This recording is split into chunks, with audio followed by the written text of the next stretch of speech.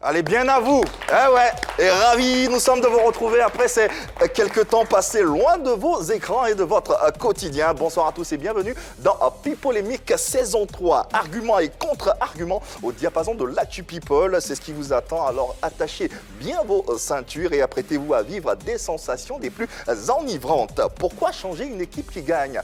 L'insensé le plus absolu même n'y arriverait pas. Yann Cédric, Marie-Dominique et Annie-France sont de la partie pour cette nouvelle saison. Bonjour la famille, bonjour, bienvenue Jean. Bonjour, mais à toi aussi. Ouais, ça va bien aussi. Ça va très bien. Est-ce que je suis heureux de vous retrouver, de retrouver ce plateau et ces téléspectateurs et internautes. Ça a été les vacances, les congés? Ça ne se raconte pas, ça se vit. Ça se vit. Ouais. Alors on dit. Elle me confiait ça, Ouais. En tout cas, on vous souhaite une très belle saison. Vous qui nous suivez, on fera tout pour vous apporter ce que vous savez. Allez, la configuration de ce programme, vous le savez, est telle que votre participation est indéniable, incontournable et qui plus est, apporte un regard extérieur à nos échanges, ce qui est important, voire même capital. Désormais, faites-nous parvenir votre nom ainsi que votre prénom et votre numéro de téléphone au numéro suivant. Il va s'afficher au bas de votre écran 01 03 00 33 33, ce qui nous permettra d'établir déjà une bonne fanbase et cette fanbase vous permettra d'être le quatrième chroniqueur de cette émission, ce qui n'est pas rien. Féru du digital, on ne saurait se départir de vous, vous le savez, on pense à vous, cette émission est la vôtre bien sûr, alors nous sommes en live en direct sur la page Facebook de la 3, n'hésitez pas, la page officielle bien sûr pour tous vos commentaires. À côté de cela, on a les traditionnels canaux que vous connaissez, 203, Canal+, 740, Startime, c'est enfin le numéro 3, ça concerne la TNT. La Covid, ça continue, il faut faire toujours attention. Allez, on est de retour, PPLK pourra vous offrir un véritable tatami d'idées avec des innovations, de la fraîcheur et donc quelques nouvelles séquences. Vous n'allez pas en croire vos yeux et vos oreilles. Installez-vous confortablement. Les habitants de la planète polémique sont au complet pour échanger sur des sujets. Il est très important de vous entretenir sur un sujet qui fait écho depuis un moment. À cet effet, nous recevrons le professeur et pasteur Abraham Gadji. Qu'en pense-t-il? Que conseille-t-il? Autant de questions lui seront posées. Et pour pimenter ce moment, il se prêtera à la question maudite du jour. Puis polémique, l'émission polémique, c'est dans quelques instants. Allez, c'est parti pour cette nouvelle saison avec la guerre contre les influenceurs et influenceuses. Guerre déclarée par un éducateur ivoirien, à la fois professeur agrégé et homme de Dieu. Il a emboîté le pas à la célèbre écrivaine camerounaise Calixte Beyala qui a remonté les bretelles à certaines influenceuses. Pour le professeur Abraham Gadji, ils se font appeler maladroitement, bien sûr, influenceurs du fait de la diffusion sur les réseaux sociaux de vidéos révélant leurs limites intellectuelles. Cependant, on ne saurait aborder ce sujet sans vous donner de quoi vous installer allègrement. Et c'est à l'ivoirienne. Et pour cette saison, en plus du traditionnel à l'ivoirienne, nous avons ceci.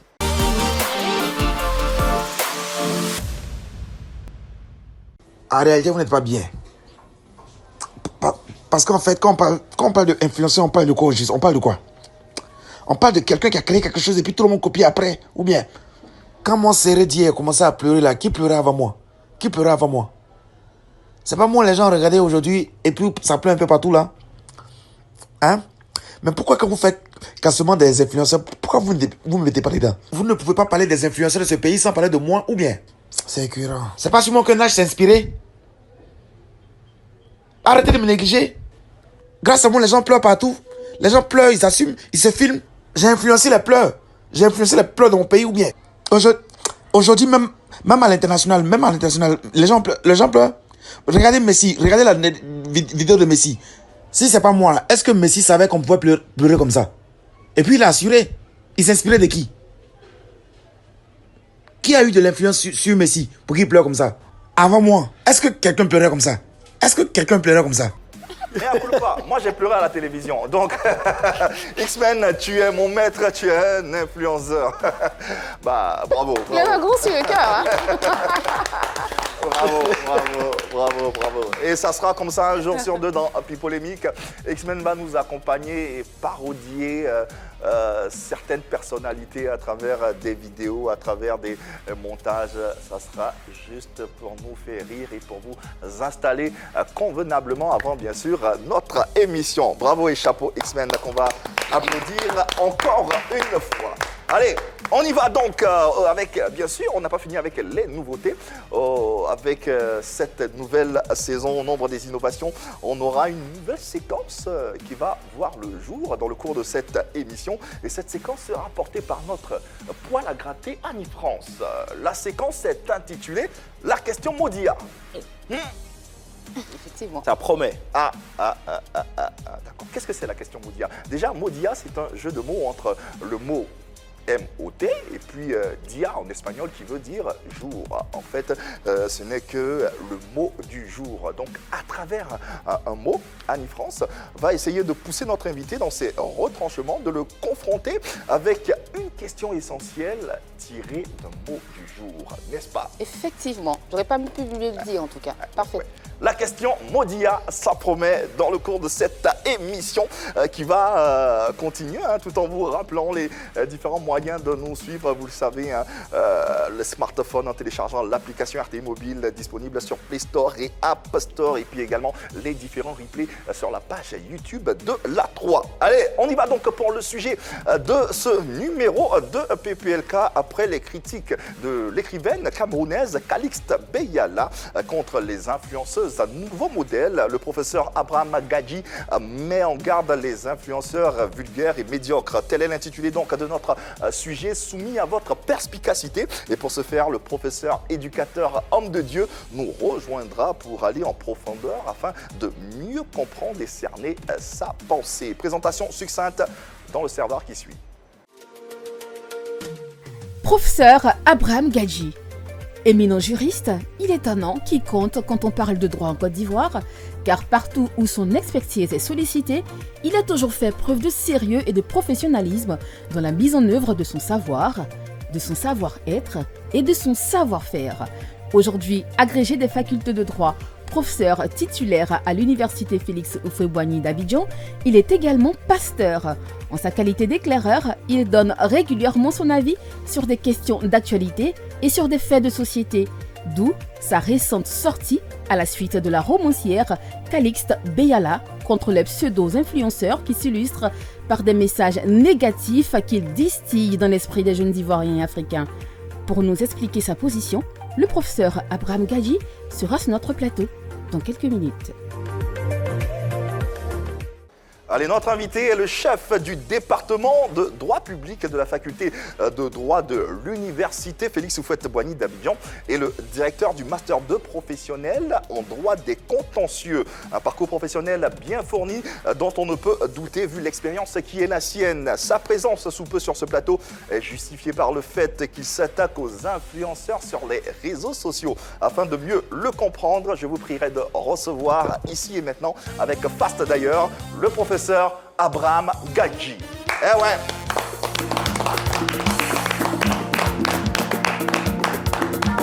Bonsoir professeur. Bonsoir. C'est normal, le professeur il arrive avec le bouquin. Ouais. Évidemment. Ça va de pair. Merci de vous installer le plus confortablement possible, professeur, et merci de nous faire l'honneur d'être sur ce plateau en compagnie de nos nombreux téléspectateurs et internautes pour ouvrir cette saison 2021. Comment allez-vous, professeur? Je vais très bien et j'apprécie votre émission. Oh, absolument, j'ai suivi, donc je vois qu'il y a du sérieux. Il y a du sérieux, franchement, ouais. Merci. À la fois, je pense qu'on vous associe à la fois l'aspect ludique et l'aspect instructif. Et ça m'interpelle. Oui. Moi qui suis toujours dans les amphithéâtres, et c'est temps bien de changer d'environnement pour pouvoir échanger, parce qu'on a besoin de s'adresser à tout le monde. Et je vous félicite à vous pour ce travail excellent, ce charmant dame, et vous également pour vos styles jeunes, relookés, tout ça, c'est très bien. Merci infiniment, professeur. Merci. Merci pour ces éloges. À l'instant, une présentation succincte de votre brillant parcours, des éléments qui ont été peut-être omis, que vous pourrez rappeler, histoire d'éclairer nos différentes lanternes. D'accord.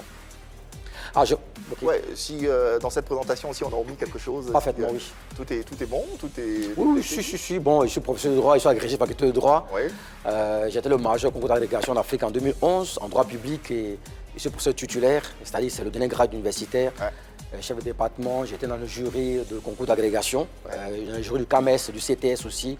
J'enseigne dans 15 universités en Afrique et aussi en France. Dans 15 universités. Oui. Oula, ouais, bravo. Bravo, rien que ça.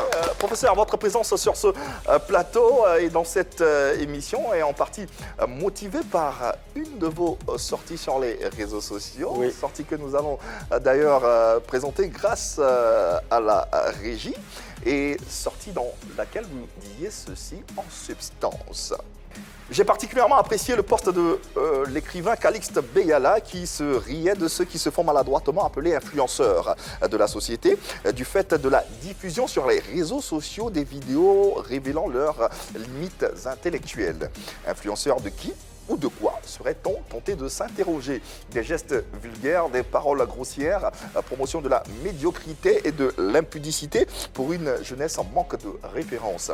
Il faut renverser la tendance. Le Japon, à l'ère de Meiji, a mis l'accent sur la formation de sa jeunesse dans les meilleures universités occidentales. La Chine et la Corée du Sud ont valorisé la recherche et le développement. On achète aujourd'hui des produits japonais, chinois ou coréens. Notre jeunesse a besoin d'un modèle d'influenceur pour la transformation structurelle, intellectuelle, spirituelle et économique de la nation. Ouvrez donc les portes aux influenceurs transformationnels. Alors, la première question, tout naturellement, quelles ont été les motivations qui ont favorisé une telle sortie au-delà de l'écrit de l'écrivaine Calixte Beyala? C'est vrai que j'y pensais de temps en temps, je vais sur les réseaux sociaux et puis je vois les posts, je vois aussi les présentations, des grossièretés des fois,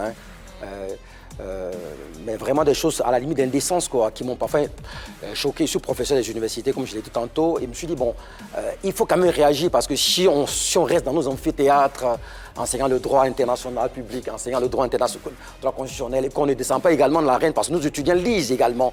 Alors j'ai dit, il faut que j'écrive pour qu'on sache que au niveau de la jeunesse, il n'y a pas qu'une catégorie.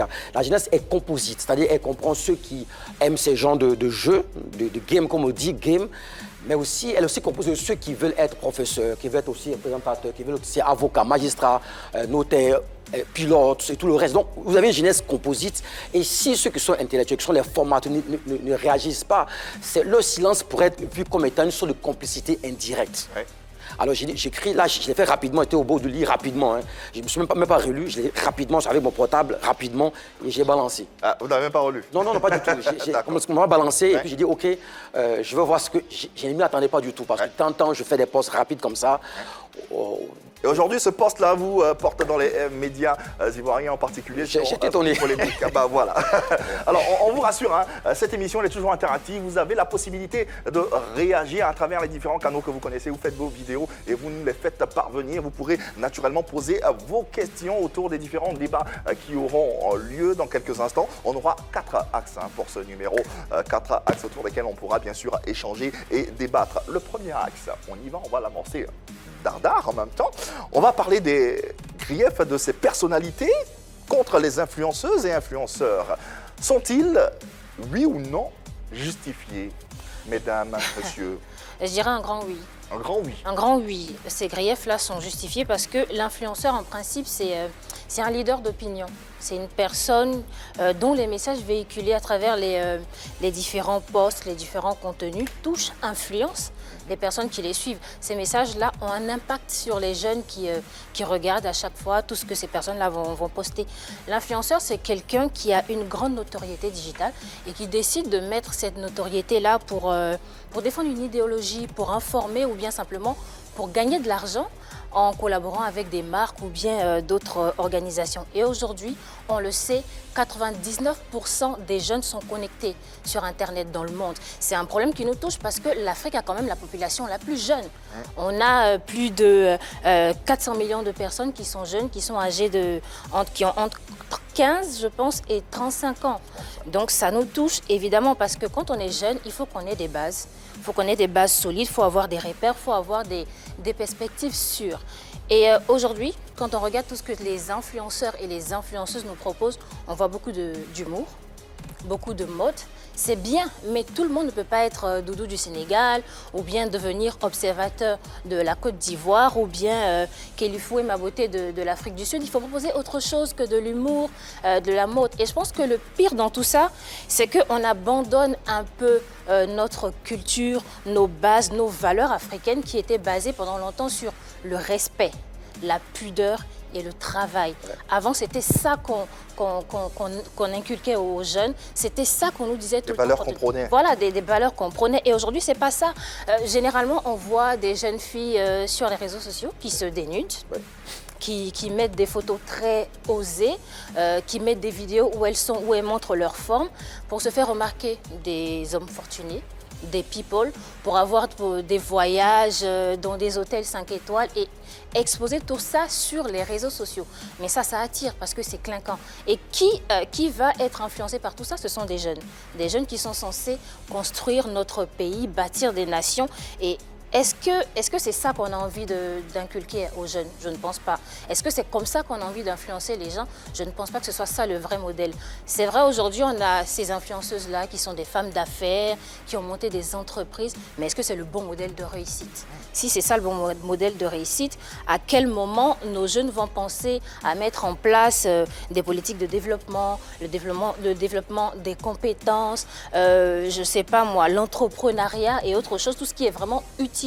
Autrefois, on a eu des influenceurs à l'époque de Edith Brou qui donnait des informations aux jeunes, qui montraient comment utiliser les réseaux sociaux et tout. Aujourd'hui, on n'a pas ça. Aujourd'hui, on a plutôt des personnes qui utilisent le fait d'utiliser des grossièretés ou bien d'enchaîner des fautes d'orthographe comme ligne éditoriale. Et ça, c'est grave. Ouais, parce qu'on est tout en train de se plaindre du niveau des jeunes. Ça, c'est grave quand même. Il faut tirer la sonnette d'alarme. Premier développement mené par Marie et Dominique sur l'axe les griefs de ces personnalités contre les influenceurs et influenceuse, justifiée, oui ou non? Oui donc pour Marie-Dominique. Cela dit, et pour autant, tous les influenceurs ne sont pas forcément logés à la même enseigne. Franchement, mais absolument pas. Pourquoi je serais pour le fait qu'on les fustige en fait? Mais non, on mâche un peu sur la tête. J'ai l'impression qu'il y a un gros amalgame qui est fait entre buzzers, vlogueurs, blogueurs et influenceurs. Tout ça, c'est logé, tout ça, c'est la niche des influenceurs. Pas fini, je suis d'accord, parce que tous utilisent le même canal d'expression qui est Internet, qui sont les réseaux sociaux. Je suis d'accord jusqu'ici. C'est normal, c'est bien beau tout ce que Marie-Dominique vient de dire. Sauf que quand on prend la définition elle-même d'un influenceur, je vais vous dire ça très rapidement. C'est un influenceur dans la culture numérique et plus particulièrement du web et des plateformes de contenu et de réseautage social que je mets en gras et en lettres capitales, est une personne qui, par son statut, sa position, son exposition médiatique, est capable d'être un relais d'opinion influençant des habitudes de consommation dans un but purement marketing. C'est positif tout de même. Que ce soit positif ou pas, Yves, en quoi on doit leur tirer dessus? C'est ça le problème.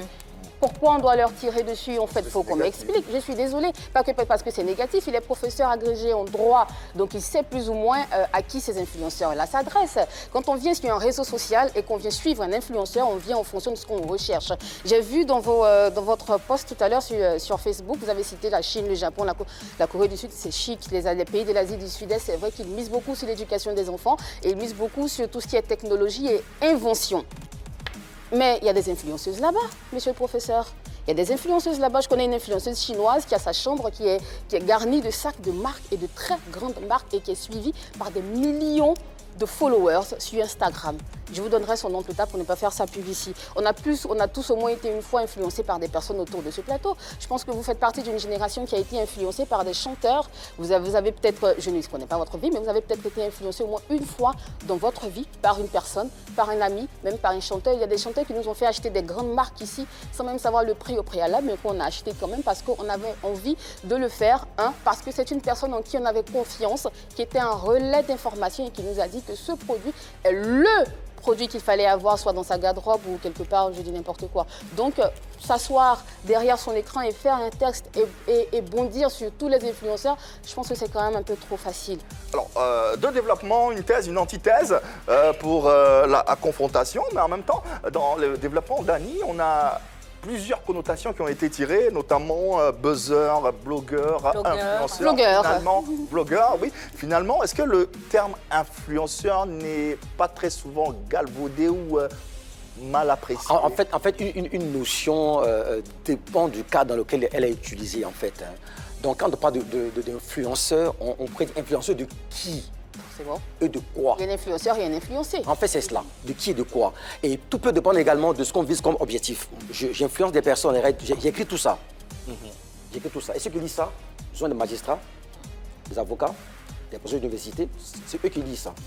Et leur pouvoir d'influence n'est peut-être pas dans les réseaux sociaux, mais la capacité à influencer le droit, par exemple. C'est une influence que moi j'ai, mais elle est indirecte. Je vais dire donc, quand on dit influence et qu'on utilise l'expression de ceux qui sont sur les réseaux sociaux, sachez qu'il existe ce qu'on appelle, je qualifierais la soft influence.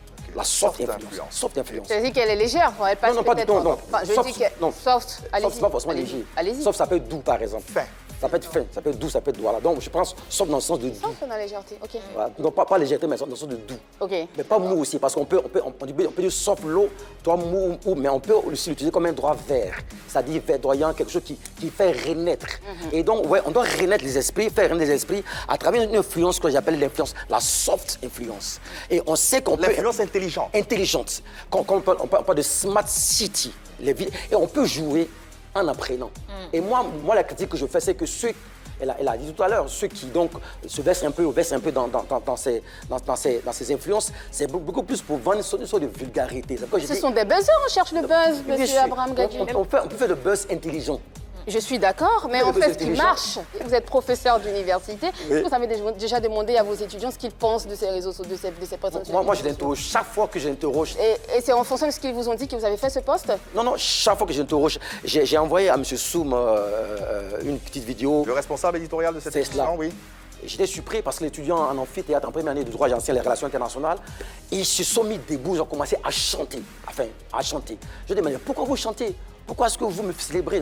Je dis, professeur, tu es comme un père pour nous. Tu esprit de droit international, les relations internationales, les influences qu'il y a, ce qu'on appelle, on dit les relations internationales basées sur la violence. La violence, oui. La violence principalement. La violence par rapport au niveau économique, au niveau militaire, je le dis, toutes les relations internationales reposent principalement sur les rapports de force. Les puissances, les grandes puissances se comportent comme étant des brigands et les petits États se comportent comme des prostituées. Oui. Je le dis, ne soyez jamais naïfs en relations internationales. Quand vous serez arrivé au niveau international, soyez sûr et certain, dans 20 ans, en 30 ans, vous serez au pouvoir, comprenez que vos relations internationales seront influencées par les rapports de force. Et ils m'ont acclamé parce que j'ai ouvert les yeux sur ce qu'on appelle les relations internationales. C'est une forme d'influence, vous voyez, elle n'est pas influence, mais ce qui montre les fesses. Et c'est la soft influence. Et c'est celle-là, bien sûr, que je veux promouvoir, que je promeux. Vous voulez transposer même sur les réseaux sociaux. Après, bon, les centres d'intérêt sont différents. On va entendre la vie et le développement de Yann. Comme il le disait, c'est cette influence-là qu'il veut transposer sur les réseaux sociaux. Déjà, critiquer, c'est légitime. On critique pour améliorer, on critique pour apporter des solutions face à une situation. Mais si justement le professeur s'indigne face au comportement, aux attitudes de ces influenceurs qui sont sur les réseaux sociaux, c'est bien parce que ceux-là sont vus comme des vitrines de la Côte d'Ivoire et plus globalement et plus élargie de l'Afrique. Donc, quand on est représentant, quand on est une vitrine d'un pays ou d'un continent, on se doit de développer de bonnes mœurs, on se doit d'avoir de bonnes attitudes. Et comme Marie-Dominique l'a dit tout à l'heure, ces personnes-là qui sont sur les réseaux sociaux sont des gens de 15 à 30 ans, qui sont encore en quête d'identité, qui recherchent. Donc, ils se laissent, bien entendu. Oui. Bien entendu. À 30 ans, en quête d'identité? Oui, mais à 15 ans. Non, mais finissant à 15 ans quand même, on est en quête d'identité. Donc, les centres d'intérêt divers. Quand ils regardent l'agissement, le comportement de ces influenceurs-là, ils se laissent emballés par la beauté, par tout ce qui est bling-bling et pensant que la vie est facile, alors que ce n'est pas le cas. Et pourquoi on tire sur eux à boulet rouge en disant qu'ils sont vulgaires et médiocres? Parce qu'ils ont la plus fausse des stratégies, la plus mauvaise stratégie. Pourquoi ils ont la mauvaise stratégie? Quand ils se mettent devant leur écran pour pouvoir faire un direct ou quoi que ce soit, c'est en réalité pour sensibiliser, pour faire de la publicité comme Marie-Dominique l'a dit, ou bien pour être un relais d'opinion. Mais qu'est-ce qu'ils font? Ils s'asseyent simplement là et ils demandent que les gens soient des milliers avant de commencer à parler. Alpha Blondy, quand il chante, il n'a pas besoin de dire « je suis Alpha Blondy » pour qu'on l'entende. Il donne de la voix et on sait automatiquement... Avant de monter sur scène, il y a la promotion pour que qu'il y ait... Mais cette promotion, ils l'ont déjà. Cette promotion, spectateurs. ils l'ont déjà. Des gens qui ont une fanbase bien garnie. C'est pourquoi les entreprises les contactent pour justement exposer soit des produits ou bien pour faire une certaine sensibilisation dans certains domaines. Mais ils utilisent la mauvaise stratégie, pensant que c'est la bonne stratégie. Et c'est normal si aujourd'hui le professeur est en train de tirer à boulet rouge sur eux, c'est parce que justement, cette influence fine dont il parlait, c'est de là-bas que ça doit partir. Parce que c'est là-bas il y a beaucoup de personnes. C'est là-bas il y a beaucoup de personnes. Ces étudiants qui se retrouvent en amphi sont les mêmes qui sont sur les réseaux sociaux. Mais la sensibilisation ou la communication ou l'enseignement uniquement dans les amphis ne suffira pas. Il faut encore aller sur les réseaux sociaux. Donc c'est tout à fait normal pour moi, c'est tout à fait normal. L'autre côté où c'est pas vraiment, l'autre côté où on peut quand même être un peu large, c'est que ces influenceurs-là ne sont pas tous méchants. Il y en a qui font de bonnes choses, il y en a qui travaillent dans les règles de l'art, comme on l'a cité, Edith Brou, qui donnait des masterclass sur comment utiliser les réseaux sociaux un temps soit peu, mais maintenant ça a disparu. Donc c'est un peu compliqué de retrouver justement ces bons influenceurs-là à l'intérieur de la grande masse. La guerre contre les influenceurs, nous en parlons dans ce numéro de PPLK et nous vous donnons aussi la latitude de vous exprimer à travers nos différents canaux. Et nous avons le premier intervenant de ce numéro qui va essayer de s'exprimer, de donner son point de vue. Il se nomme Stéphane Yeboué. Il est assistant administratif, me fait-on dire, et nous le recevons avec le plus grand soin. Bonsoir Stéphane et bienvenue chez toi. Bonjour à cette dynamique qui est magnifique, sympathique également, hein, équipe PPLK. Merci pour ce que vous faites pour la jeunesse. Et puis saluer aussi la présence de cet éminent professeur Vangadji. Voilà, merci professeur d'être là. On dit très souvent, si tu ne poursuis pas ce que tu désires, tu ne l'obtiendras jamais. Voilà. Pour dire à notre professeur que je ne partage pas forcément à 100% son avis, voilà, puisque ces influenceurs que nous voyons sur les réseaux sociaux, à leur manière, ont essayé de poursuivre leur objectif et l'ont atteint. Voilà. Et c'est une manière pour eux de montrer aux yeux du monde, aux yeux des jeunes aussi qui n'ont pas encore eu cette force, cette fougue de pouvoir aller de l'avant, voilà, de se donner corps et âme dans ce qu'ils font. Voilà. Mais quelque part aussi, nos influenceurs ne publient pas forcément tout ce qui est positif, voilà, tout ce qui peut permettre à nos jeunes de pouvoir nous faire une place au soleil. Donc je vais leur demander humblement, de savoir publier sur les réseaux sociaux et puis à nos jeunes de savoir tout simplement copier. Voilà, sachons copier tout simplement. Voilà, parce que tout ce que ces influenceurs-là nous montrent sur les réseaux sociaux, tout ce qu'ils disent, tout ce qu'ils font comme geste, a un enseignement forcément derrière. Sachons copier. Et puis, big up à l'équipe de PPLK. Je vous adore. Merci infiniment, Stéphane Yeboué, nous également, on vous adore. Professeur, une réponse à Yeboué, Stéphane il est très nuancé. Hein. Il est nuancé dans ses propos. Il a indiqué notamment qu'ils ne sont pas tous mauvais et qu'en même temps aussi, ils doivent orienter leur influence d'une manière positive. Donc je comprends. Et c'est un peu, si vous voulez, c'est un peu la démarche que je vais suivre. Hein. Je ne suis pas en train de dire que tous les influenceurs sont mauvais. Je suis en train de simplement expliquer que certains influenceurs montrent en grande partie leur limite intellectuelle. En grande partie. Voilà, quand ils tombent dans la vulgarité, dans les injures même, on se demande des fois si les clashs qui sont organisés ne sont pas des clashs, je veux dire, comme des metteurs, comme des mises en scène. Et franchement, cela, il a indiqué, les enfants de 15-16 ans cherchent des modèles en réalité. Et donc, si c'est dire qu'on peut, par ces moyens, acquérir des montres, bon, je montre normal, hein, ou des chaussures, bon, j'ai une chaussure normale, je veux dire, des choses de ce genre. De valeur. Des valeurs, par exemple, tout cela en plaisantant et en jouant à ce genre de jeu, à la vulgarité, mais on sème le mauvais grain. Elle a donné l'exemple tout à l'heure de la Chine, je suis d'accord avec vous, même de la Corée du Sud. Vous savez tout ce qu'en 1960, la Côte d'Ivoire, le Ghana, le Cameroun et la Corée du Sud étaient au même niveau de développement. Donc la guerre de Corée... Ça a régressé depuis au même niveau. Aujourd'hui, la Corée est la 11e puissance économique du monde. Sans publicité, votre portable, en général, vous savez d'où il vient. En général. En général. Quelques voitures qu'on a bien, on sait d'où elles viennent. Qu'est-ce qui s'est passé en temps? Je dis, ces États ont mis l'accent sur ce qu'on appelle la R&D, c'est-à-dire la recherche et le développement. Donc, c'était une politique, mais ça a aussi, je veux dire, une visée collective, de sorte que la presse, et même toute la presse a contribué. Alain Meiji, en 1800, Alain Meiji, qu'a fait le Japon? Le Japon était en retard. Le Japon, enfin l'empereur japonais a demandé que tous les jeunes gens aient étudié en Europe et aux États-Unis. On dit esprit japonais, méthode occidentale. Ils sont arrivés, ils ont mis en place ce qu'on appelle la décentralisation. Ils ont encouragé la transformation des produits en allant dans ce qu'on appelle l'industrialisation. Et ils ont mis l'accent sur le yen, une monnaie très forte. Et le Japon y est arrivé. Au départ, quand ils fait, ils ont appris à copier, à mal copier. Et ils se sont améliorés progressivement. Et à partir de 1990, les produits japonais ont commencé à s'imposer. Concernant japonais, je les citerai pas sans publicité. Ouais. Pour moi, et la Chine a suivi le même modèle. Par exemple, les Chinois ne connaissent pas ce qu'on appelle le droit de propriété intellectuelle. Parce que chez eux, en Chine, copier est un modèle. Parce qu'on pourra l'adapter à notre époque, à nos idéologies. Mais la question et c'est ça un peu la bataille que je mène. C'est-à-dire que ceux qui vont suivre le poste, ceux qui l'ont suivi, vont dire, mais tiens, on a quand même des valeurs dans nos pays et qui promeuvent, n'est-ce pas, je dis, l'influence positive, l'influence verte, l'influence verdoyante, je dirais. Et ces jeunes gens auront envie de copier des Chinois qui s'amusent en apprenant. Pourquoi pas? Évoluons à présent dans nos échanges et dans nos débats, tout en vous rappelant que tout à l'heure, on aura bien sûr cette nouvelle séquence qui est la question Modia. Question Modia portée par Annie France que vous découvrirez avec le plus grand plaisir, j'en suis sûr, dans quelques instants. En attendant l'axe de cette émission, à travers la question suivante, est-ce opportun pour un professeur agrégé d'université de descendre dans l'arène pour affronter les influenceurs dits vulgaires, grossiers et médiocres? Le rôle d'un éducateur doublé d'un homme de Dieu n'est-il pas de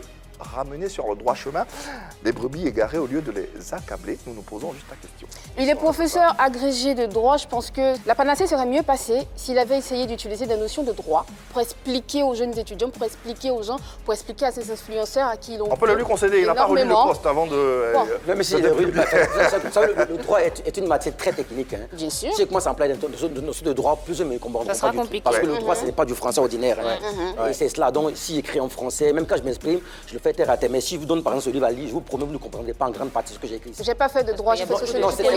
Voilà, c'est pour dire que si je vais m'exprimer en droit, tout à fait. On l'a bien compris. Ne comprendront pas. Il n'y a pas que des étudiants juristes sur les réseaux sociaux.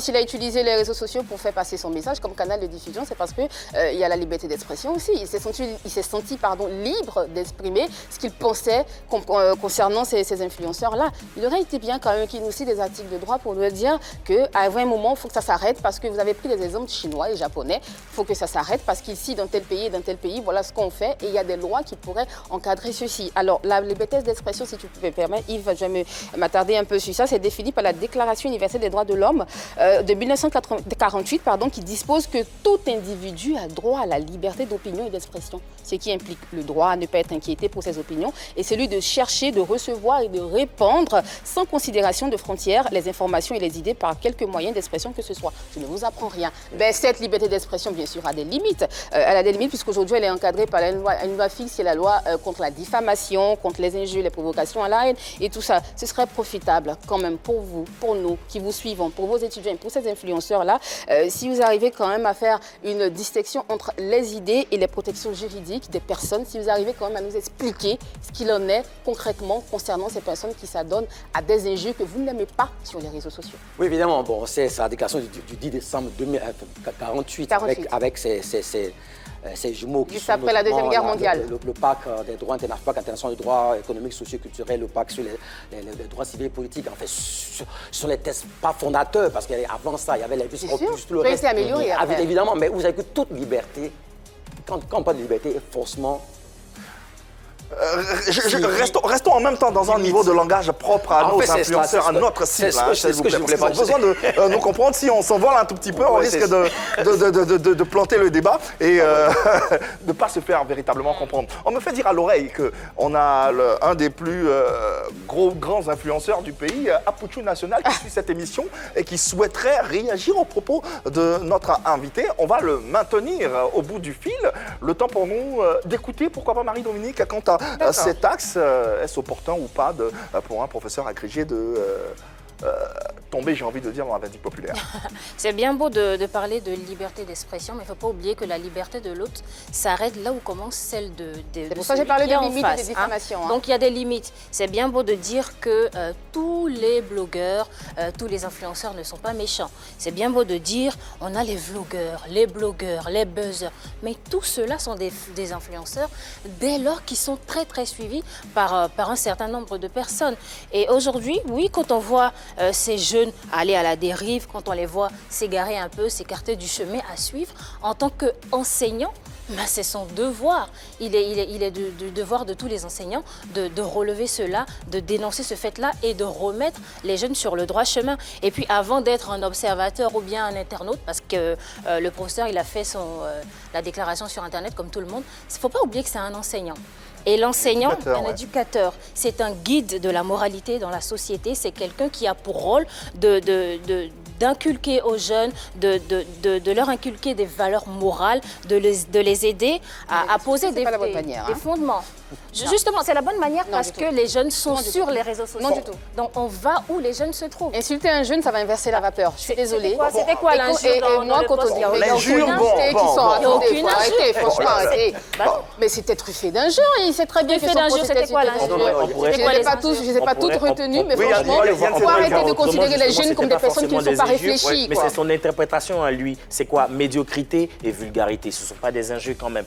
Après, ça dépend du côté de la table où on se situe. Mais je veux dire que la double casquette du professeur, de l'invité sur ce plateau, lui permet justement d'intervenir, de rentrer même dans l'arène. Professeur, éducateur, donc il se doit de donner de l'enseignement. Pasteur, guide religieux, donc il se doit de guider sur le droit chemin. Là, il est dans le plein exercice de sa fonction véritable, c'est de taper sur les gens et de savoir dire, ah non, faut monter le pasteur, c'est quelqu'un qui sait monter au créneau. Ce que tente de dire Annie, ce que tente de dire peut-être Annie, au lieu de taper comme elle n'aime pas l'entendre, la violence n'a jamais est-ce que c'est pas essayer à travers des conseils de les ramener sur le droit chemin? Je peux le dire, vous savez, dans l'Antiquité... Plutôt de dire qu'ils sont médiocres. J'arrive, dans l'Antiquité grecque, on parle du philosophe qui regardait les étoiles qui tombaient dans le puits. Enfin, ça exprime un peu l'idée du tissu de séparation entre l'intellectuel et la base sociale. Bon, bien sûr, l'intellectuel est avant tout une personne qui aide la société et dont l'objectif est de contribuer, on l'a dit, à la, je ne dirais pas l'amélioration, mais à la transformation. Ouais, j'ai parlé d'influence transformationnelle. Ouais. Absolument, parce qu'elle est à la fois structurelle, elle est intellectuelle, elle est économique, elle est aussi même spirituelle, parce que ces valeurs, n'est-ce pas, doivent être enseignées. Évidemment, je respecte les opinions de ceux qui montrent peut-être... des éléments de leurs muscles. Bon, bien sûr, je respecte, hein, mais j'ai voulu dire qu'il existe aussi une catégorie de personnes qui ont envie de voir autre chose. Et notre exemple, évidemment, consistant donc à montrer cet exemple, évidemment, je ne pouvais pas me mettre... Nullement, je me suis engagé à les insulter, et puis je ne peux pas employer des thèmes juridiques parce qu'ils ne comprendraient pas. Et puis il faut rester, je dis, dans son approche constante, rester accessible. Finalement, est-ce que ces influenceurs-là ne font pas que répondre à une demande? Sans doute. Une demande générationnelle. Oui, absolument. C'est une certaine demande, mais pas toute la demande. Alors, une certaine demande parce que, bien entendu, il existe des personnes qui veulent des fois se distraire. Mais si vous interrogez, moi je donne mon cas, quand je demande mes étudiants, aucun ne veut devenir influenceur. Enfin, je dis blogueur, aucun quoi. Tout le temps, j'enseigne, ça fait 13 ans maintenant. Et quand je demande qu'est-ce que vous voulez devenir, je veux devenir avocat, je veux devenir magistrat, je veux devenir ingénieur, je veux devenir professeur d'université. Tous. Et quand vous envoyez vos enfants étudier en Europe, aux États-Unis, vous payez à peu près comme soutien financier quasiment un salaire. C'est vraiment pour faire les meilleures écoles de commerce ou de droit ou d'économie ou de physique. En fait, c'est ça. Donc, je me suis dit, il existe une catégorie de personnes qui ne parlent pas suffisamment, mais qui ont envie, cette catégorie de jeunes gens, qui ont envie, ces jeunes gens, de voir autre chose. Donc, par mes écrits, ils vont dire, c'est pourquoi j'ai signalé, j'ai mis agrégé faculté de droit pour ce titulaire. Pourquoi j'ai précisé mon titre. Ils vont dire, mais tiens, sur les réseaux sociaux, il n'y a pas que des amuseurs publics, il y a aussi des intellectuels. Et finalement, cet écrit et la précision de mon grade universitaire aura, enfin, ces écrits, cette précision, avoir pour vocation à susciter d'autres types de jeunes qui vont commencer à aller sur Internet, non pas pour rire, mais pour lire mes commentaires sur l'actualité, mes réflexions. Et justement, en le faisant, si je continue ainsi, je vais élargir ma base. Il y a pas mal de choses à dire concernant ce sujet. Nous avons toujours Aptitude nationale en ligne. Il paraît qu'il bout d'impatience à l'idée de vous répondre. On l'aura, on va le maintenir bien au chaud. Le temps pour nous de passer à cette nouvelle séquence dont on vous parlait et dont on vous dit grand bien, c'est bien sûr la question Modia. Et comme on vous l'a dit, la question Modia. Modia, c'est un jeu de mots entre mot M-O-T et le dia en espagnol jour, le mot du jour. Cette séquence sera portée par notre poil à gratter Annie France qui devra confronter notre invité à travers une question essentielle tirée d'un mot du jour. Annie France, quel est le mot du jour?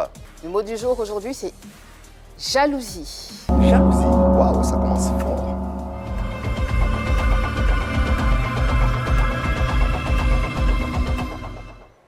Alors, professeur, vous êtes agrégé de droit, pasteur, distillant son savoir dans plusieurs universités, mais vous descendez de votre chair pour attaquer des personnes qui ne représentent rien selon vous. Êtes-vous jaloux de leur célébrité, de leur visibilité que vous n'avez pas malgré vos diplômes? Alors, je peux répondre? Oui. Non, on ne peut pas être jaloux sématiquement d'une personne qui n'est pas la même catégorie que vous. D'accord. Absolument. C'est-à-dire que je ne peux pas être jaloux d'un footballeur, d'un musicien.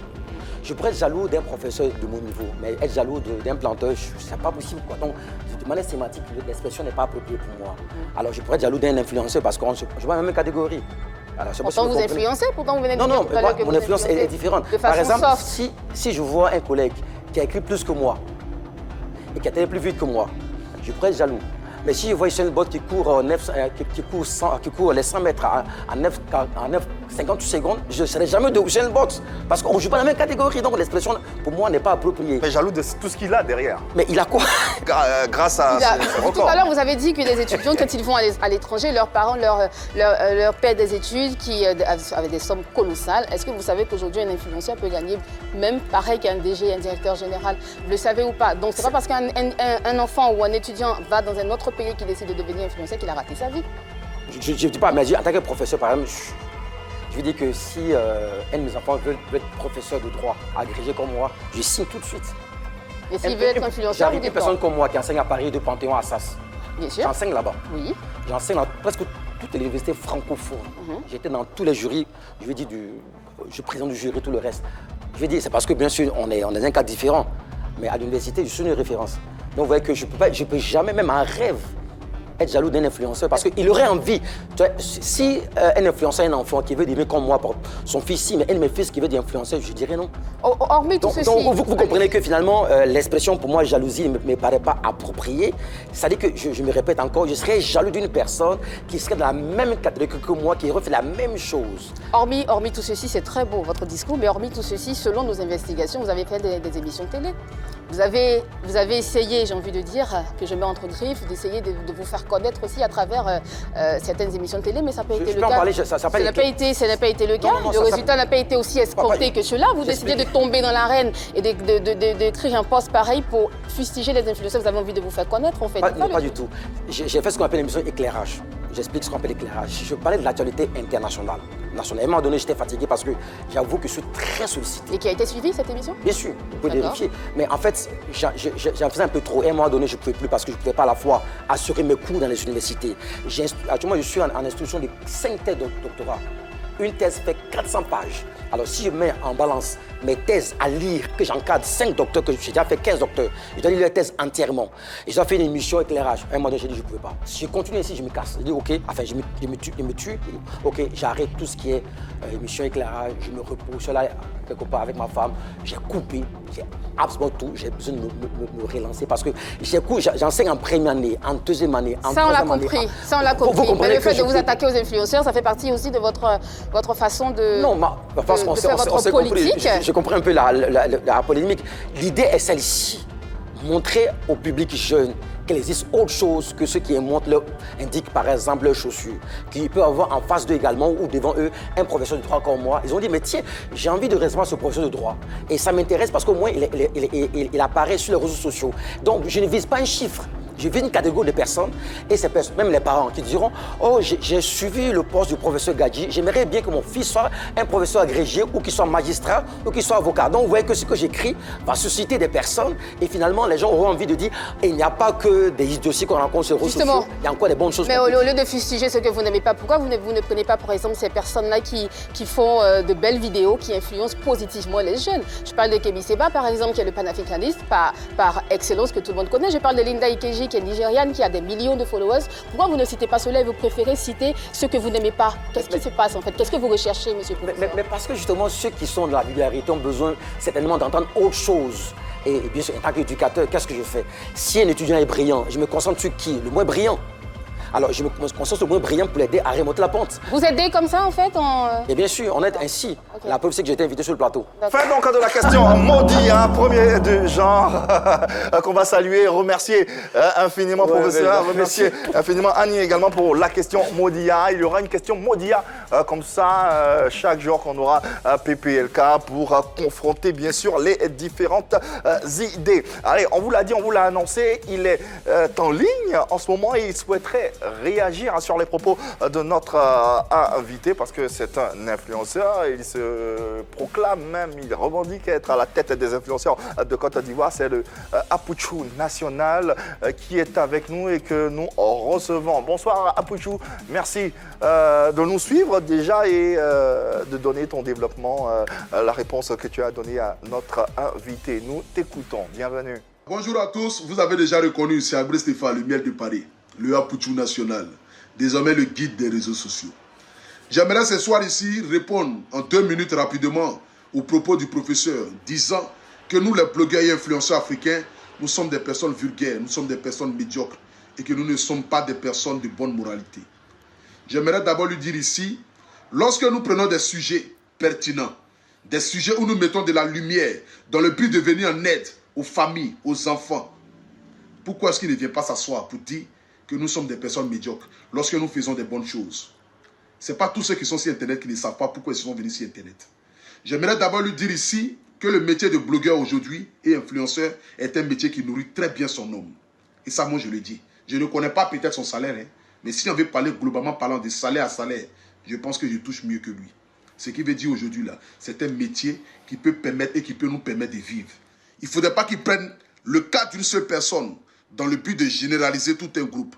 Parce que nous qui sommes sur Internet, ce n'est pas tout le monde qui est dans les insultes, ce n'est pas tout le monde qui est dans le rabaissement et ce n'est pas tout le monde qui essaie de nuire à la vie de certaines personnes sur Internet.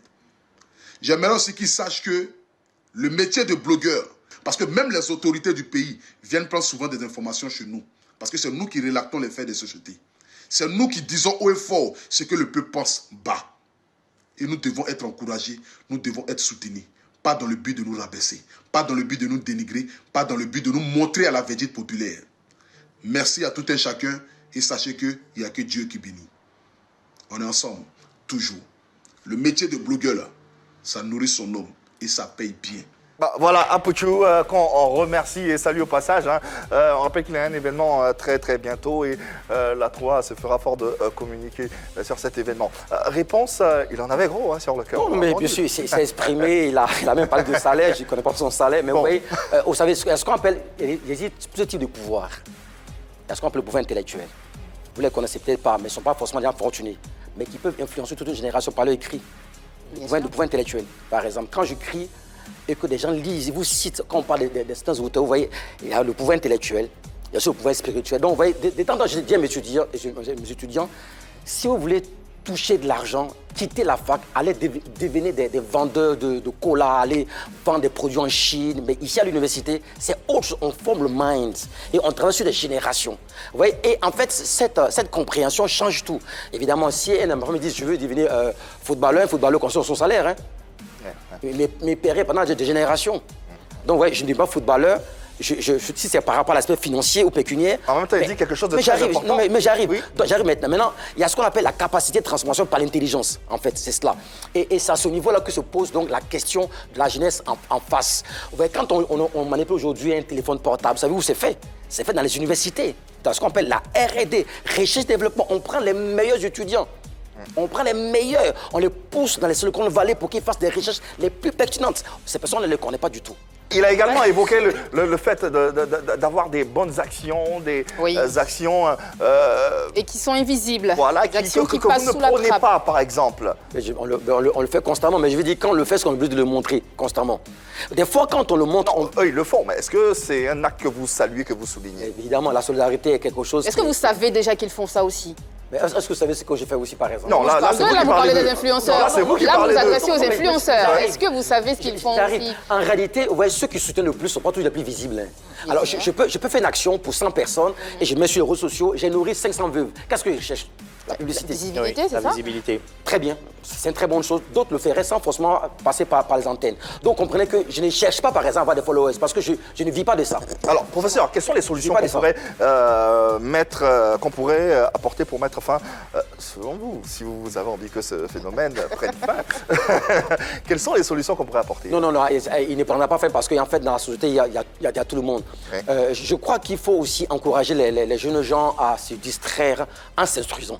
Tout simplement. Se distraire en s'instruisant. Ouais. Par exemple, la lecture était moins de loisirs, mais également moins d'instruction, par exemple. Et si on encourage, on sait par exemple les jeunes japonais ou chinois s'amusent en fabriquant, en créant. On le sait tous, on n'a qu'à vérifier cela. Tout le monde ne sait pas pour autant lire. Juste pour autant, celui qui ne sait pas lire, qui arrive à travers son canal d'expression virtuelle, à montrer des valeurs, à prôner des valeurs. C'est un influenceur de valeurs également. Absolument, c'est pourquoi je parle de soft influence. On revient sur le mot soft. Je reviens sur l'influence, ouais, c'est cela. C'est quelque chose qui va régénérer l'esprit et qui va dire aux gens, mais attention, il y a autre chose sur Internet que les amuseurs publics. Professeur, nous avons eu Makoso en ligne. Oui, bien sûr. Le général Makoso, il est à Dakar en ce moment. Oui. Il n'a pas voulu faire une vidéo pour intervenir, mais il nous a dit qu'il ne souhaiterait pas réagir parce que vous êtes pasteur, il est pasteur également, homme de Dieu, on va dire, également, et il préfère s'abstenir de réagir. Quelle est la... Mais il faut quand même dire que je n'ai cité personne dans mon poste. Ouais, mais nous, on connaît les influenceurs. Donc ceux qui se gênent, par exemple, ont peut-être des choses à se reprocher. Ah bon? Absolument. Si quelqu'un se gêne, c'est puisque les idées d'influenceurs, on en a parlé, influenceurs positives. Bien sûr. Ceux-là ne se gêneraient pas du tout. Ils diraient, au contraire, le professeur dit une bonne chose. Il faut qu'on fasse le tri parmi nous, qu'on arrête des plaisantins, ceux qui disent des grossièretés, et qu'on se concentre sur les influenceurs positifs qui font la soft influence. Et ces personnes-là ne vont pas réagir. Au contraire, ils vont dire, le professeur a raison, on va dans ce sens-là. Mais si quelques personnes se gênent, c'est que certainement, elles ont des casseroles à... C'est pas un manque de courage de votre part de ne pas dire non, c'est un procès de droit, ne peut pas citer une autre personne parce que là, c'est une diffamation et c'est une action en justice. Je ne le ferai jamais parce que je n'aurai pas d'excuses. Je n'aurai pas l'excuse de l'ignorance. Si vous citez une personne, nommément sur les réseaux sociaux, la critiquant, mais... Qui dit des vulgarités, c'est une action en justice. Il n'y a pas de diffamation. Mais vous pouvez quand même donner votre avis sur une seule question. En tant que pasteur, qu'est-ce que vous pensez des pasteurs qui sont bling-bling, qui exposent leurs richesses sur les réseaux sociaux, d'autant plus que vous êtes aussi présent sur les réseaux sociaux, de tous ces pasteurs-là qui exhibent leurs richesses, qui... Moi, ils sont très présents sur les réseaux sociaux aussi. Je ne le ferai jamais. Par exemple, quand peut-être d'aucuns font la promotion de leur richesse. Moi, j'aurais pu faire la promotion de mon intelligence. Okay. Quand vous avez été marcher au concours d'agrégation d'Afrique en 2011, j'aurais pu en parler. Pourquoi je n'en parle pas? Et parce que j'estime que ce n'est pas nécessaire. Je préfère qu'on me découvre. Là, vous en parlez? Non, parce que c'est la balle au bon et vous en parlez. Vous avez des 5 livres devant vous. Non, c'est ça. En fait, c'est pour dire que quand je fais mes émissions, je n'en parle pas. Je dirais pas. Pour moi, en fait, la pudeur aussi de ces valeurs constitue également notre type de valeurs. Et je ne critiquerai pas, mais je n'irai jamais sur les réseaux sociaux pour dire, mais vous me voyez, je suis ici dans certaines universités. C'est vrai, vous ne le faites pas, mais qu'est-ce que vous pensez de ceux qui le font, justement? Mais si je n'étais pas venu ici, vous n'allez jamais le savoir. En 10 secondes, rapidement, chacun ébauche de solutions.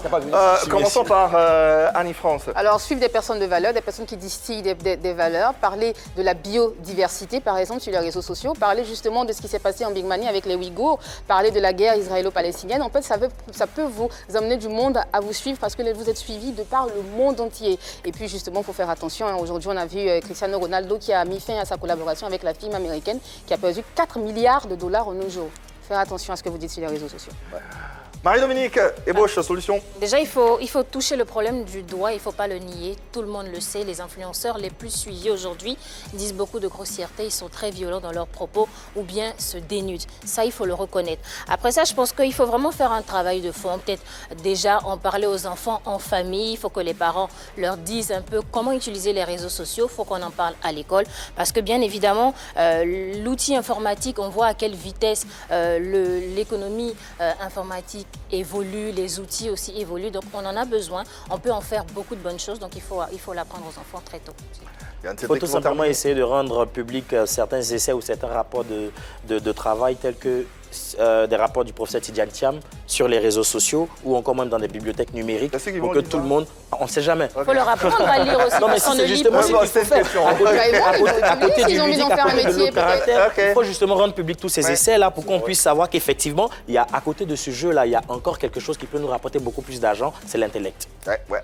Voilà, en tout cas, on a essayé tant bien que mal de survoler cette guerre contre les influenceurs et influenceuses par le truchement de notre invité ici présent, professeur Gadji. On le rappelle, il est chef du département de droit public à la faculté de droit de l'université Félix Houphouët-Boigny d'Abidjan, directeur du master 2 professionnel en droit des contentieux, auteur également de nombreux ouvrages, dont La double vacation, que l'on peut vous présenter ici. On a également le guide du leader et le pouvoir insoupçonné de vos paroles, très important, ça c'est en lien avec notre débat du jour. Relations internationales. Ça m'intéresse. Également, intéresse Annie, je te l'offre. Merci. Ainsi que la méthodologie et le recueil d'articles en droit, thèse et mémoire. Toutes ces œuvres sont bien sûr disponibles. Merci infiniment, professeur, d'avoir été présent, de nous avoir éclairé. Un mot de fin, dernier mot à l'endroit. Non, mais j'apprécie, franchement, j'apprécie. Je voudrais vous encourager. Je crois que la diversité va beaucoup jouer. Je pense qu'elle a le mot, j'aime bien la diversité. Influenceurs, chanter, danser, montrer tes montres.